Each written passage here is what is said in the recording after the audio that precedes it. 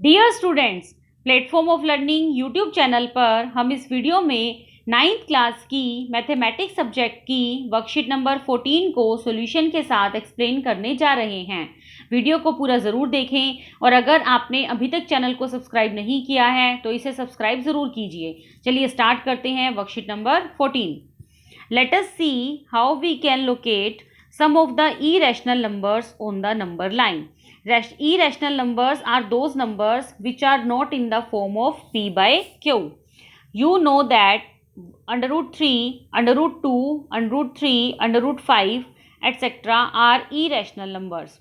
Length of diagonals of a square with unit side might have helped in understanding representation of root 2 on number line. In the figure, you can see that triangle ACD, by applying Pythagoras theorem, length of diagonal AC turns out to be root 2. That is, AC is equal to 1 square plus 1 square and complete square. 1 square 1, 1 square 1, 1 plus 1 2 and 2 square 2.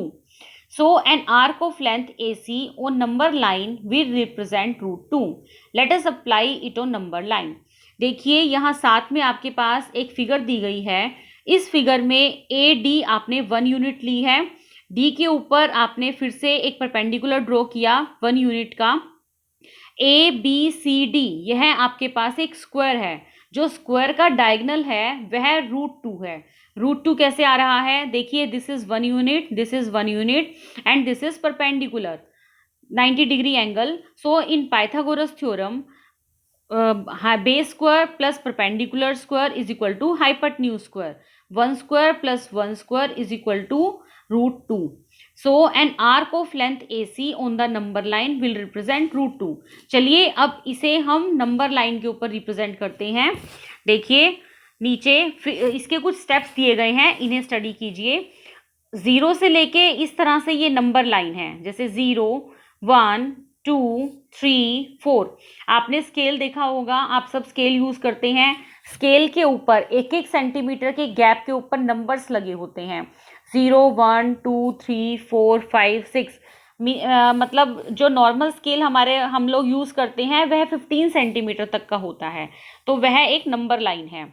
देखिए अब यहाँ पर इस number line पर taking a point of square A B C D, हमने जो A B C D एक square था ऊपर देखा था अभी, उसका 0 को हमने ए पॉइंट नाम दे दिया है of number line and draw A D 1 unit length. उसके बाद हमने 1 पॉइंट पर ए डी नाम दे दिया है। Now step 2, draw C D perpendicular to A D. अब सी डी यहाँ पर हमने 90 डिग्री का एंगल बनाया तथा इसे आगे लेके गए हम 1 यूनिट लेंथ तक। यहाँ पर 90 डिग्री का एंगल बनाया है, इसे 1 यूनिट लेंथ तक हम लेके गए हैं, तो this is 1, this is also 1। C D is equal to 1 unit length. Now point number 3, join A C. अब आपको ए और सी को ज्वाइन करना है। Join A C which will be root 2। तो यह कितनी आएगी आपकी? रूट 2। कैसे? देखिए क्योंकि ये एंगल 90 डिग्री का है, तो A point D and C, A D C एक राइट एंगल ट्रायंगल है। राइट एंगल ट्रायंगल में base square plus perpendicular square and complete square is equal to hypotenuse square. So 1 square plus 1 square complete square is equal to, we get root 2. Now point number 4, with A as center, A को centre मानिए, AC as radius, AC को radius माने, यहाँ पर compass रखिए इतना open करके, देखिए एक आर्क लगाइए इस तरह से, तो AE ये वाला पॉइंट आएगा आपका AE। तो AE रूट 2 के बराबर है। आपको रूट 2 नंबर लाइन पर दिखाना था, तो AE जो है वो रूट 2 के बराबर है। देखिए AE रूट 2, यह आगे आपका रूट 3, रूट 4, रूट 5 मतलब बनाने में हेल्प करेगा, तो इसे ध्यान से देखिए। AE is root 2। Now try yourself, represent root 3 on number line. चलिए डिस्कस करते हैं। देखिए आपको रूट 3 ड्रॉ करना है। यहाँ पर अभी आपको मैंने बताया है कि OP रूट 2 आया था आपका। इधर देखिए रूट 2 जो है हमारा, ये मतलब हमने OP माना हुआ है, ये लाइन हमारी रूट 2 है। इसके ऊपर हमने परपेंडिकुलर ड्रॉ किया एक 1 सेंटीमीटर लेंथ का। Then root 2 square plus 1 square and complete square we get root 3। यहाँ पर भी राइट एंगल ट्रायंगल में हमने पाइथागोरस थ्योरम अप्लाई करी है, base square plus perpendicular square is equal to hypotenuse square. तो देखिए OP अभी हमने √2 लिया था, √2 निकाला था, इसके ऊपर हमने 1 सेंटीमीटर का एक परपेंडिकुलर ड्रॉ किया, दोनों को ज्वाइंट किया, O को सेंटर माना और यहाँ इसको नाम दे दीजिए आप A। O को सेंटर मानिए, A को रेडियस मानिए, यहाँ पर कंपास रखिए, इतना ओपन करके इस तरह से एक आर्क लगाइए जो इस नंबर लाइन को M पॉइंट पर कट कर रही है। तो OM जो लाइन है हमारी वह √3 है। मैंने यहाँ पर लिखा है पॉइंट M, मतलब जो पॉइंट M है आपका ये वाला पॉइंट वह √3 तक जा रहा है। OM length is √3। तो इस तरह से हम किसी भी इरेशनल नंबर को नंबर लाइन पर ड्रॉ कर सकते हैं। Now discuss activity. Take a large sheet of paper and construct the square root spiral. आपको यहाँ पर स्क्वायर रूट स्पाइरल बनाना है। स्क्वायर रूट स्पाइरल, स्पाइरल पता है आपको क्या होता है, जैसे कोब वेब मतलब मकड़ी का जाला होता है ना, वह स्पाइरल है। तो आपको यहाँ पर स्क्वायर रूट स्पाइरल बनाना है। ये देखिए नीचे फिगर में आपको स्क्वायर रूट वेब नज़र आ रहा है। ये देखिए किस तरह से लग रहा है ना मकड़ी का जाला। तो देखिए इसे ड्रॉ करते हैं, स्टेप्स बाद में बताऊंगी, पहले आप इसे ड्रॉ करना सीखिए। ये देखिए अभी हमने बताया था ये लेंथ हमारी 1 थी, इसके ऊपर 1 सेंटीमीटर का परपेंडिकुलर ड्रॉ किया, दोनों को मिलाया तो ये आया हमारा √2।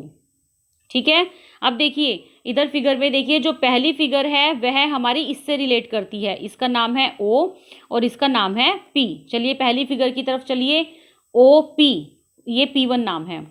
ठीक है, देखिए पहली फिगर को देखिए OP1, ये वाली लाइन ली है मैंने OP1। नाउ P1 के ऊपर परपेंडिकुलर ड्रॉ कीजिए 1 सेंटीमीटर का, दोनों को मिलाइए तो ये लाइन आएगी हमारी √3। नाउ P2 के ऊपर एक परपेंडिकुलर ड्रॉ कीजिए 1 सेंटीमीटर का, दोनों को मिलाइए, ये लाइन आएगी हमारी √4। उसके बाद इधर चलिए, ये देखिए फिर P3 पॉइंट के ऊपर एक परपेंडिकुलर ड्रॉ कीजिए 1 सेंटीमीटर का, दोनों को मिलाइए, ये लाइन आएगी हमारी P5।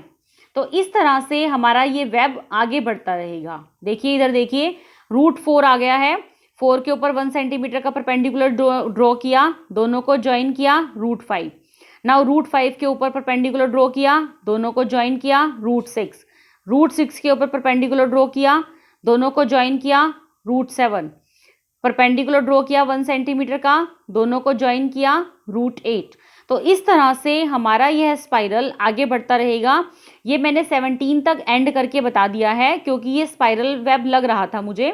अगर आप चाहें तो इसे आगे भी बढ़ा सकते हैं। ठीक है, चलिए अब इसके स्टेप्स समझते हैं। Step 1, start with A point O and draw a line segment OP1 of unit length. ये देखिए O पॉइंट से स्टार्ट किया गया है, OP1 हमने 1 यूनिट लेंथ ली है। Now second point, draw a line segment P1 P2 perpendicular to OP1 of unit length.